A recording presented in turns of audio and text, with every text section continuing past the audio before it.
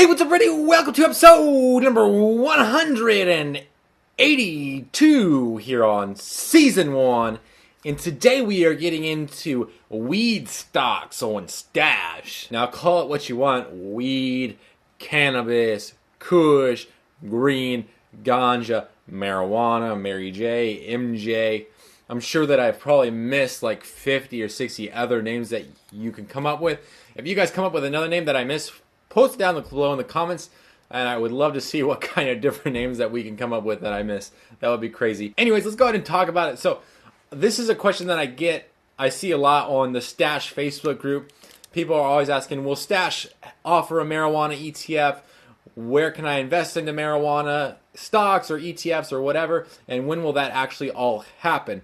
So, to break it to you lightly and easily, well, this is going to be just rough. The answer is no. Stash does not offer an ETF that carries marijuana stocks or a marijuana ETF, plain and simple. When will I think they offer a marijuana stock or a marijuana ETF, not stock, but an ETF? I'll get into that in a little bit, but just to kind of give you a little background on cannabis. Cannabis and marijuana, same thing. The actual plant is called the cannabis plant. To push political agenda, basically, in like the 60s or so, they renamed it marijuana, started passing legislation. The doctors called it cannabis.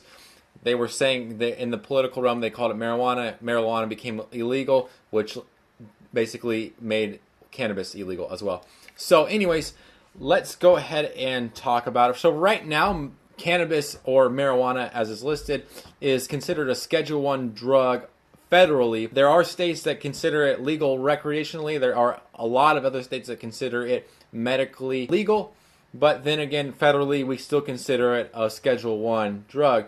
Basically, this, to like give it to you real quickly, basically this means that the United States government considers marijuana worse than cocaine and more addictive than cocaine or the other type drugs that are honestly like heroin, I think, is another one that's a Schedule 2, Schedule 1 is like the worst, and marijuana / cannabis, they claim, has no medical benefits at all, and that's why it's Schedule 1, which now studies have started to come out that there are medical benefits of using marijuana and the treatments that marijuana should be used for, or cannabis, as well as that there are very little to no addictive traits for using cannabis / marijuana. So I don't see a cannabis ETF being provided by Stash until it's legal, probably medically, federally legal medically.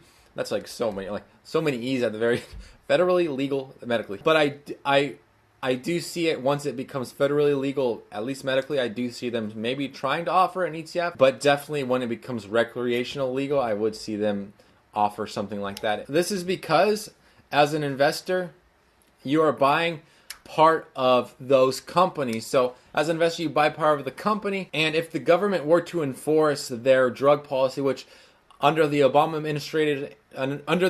administration and moving into the Trump administration, it's been very relaxed with the regulation of cannabis use. And so if they were to increase or up the enforcement on that, you could cause problems with you because you now own part of the company and your dealer or broker for them offering that ETF or whatever it may be and suggesting that you should buy it or whatever. So I could see that being an issue as well, which is one reason why Stash would stay away from it. And then also, if there was for some reason them to start enforcing it, we would see a steep downturn in the market in the medical cannabis industry, which could cause your account financial trouble if you were heavily invested into that industry to begin with. However, there are companies that are publicly traded, so even if you can invest into marijuana stocks or cannabis stocks on Stash, there are federally, or not federally traded, but publicly traded companies, and I do plan on covering those in a future episode, just not this episode. So as a young investor, if I was a young investor looking at investing into marijuana stocks, how would I handle that?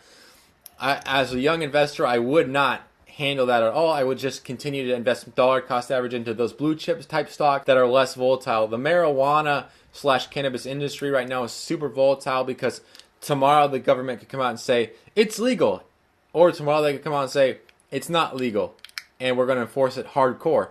So that's why there's a lot of volatility in the market, which means that it does breed fast returns, fast gains, but also quick losses. So for me, because I do hold a few different marijuana or cannabis companies, because I do believe that it does have medical benefits, and I do believe that no reason should it be scheduled worse than cocaine or heroin. I do have some of my money invested in there. So for me, I set stop losses. I have a stop loss that will help me limit my risk, as long as that announcement doesn't come out after the market closes. Hopefully it comes out during, so I don't lose all my money. But I do have stop losses in place to help limit the risk of me losing money.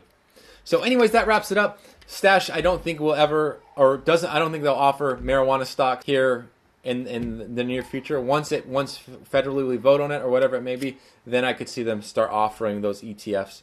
But let's go ahead and get into the question of the day, which is, if you were a superhero and your arch nemesis turned into a cockroach, would he meet the bottom of your boot, or would you let him live as a bug?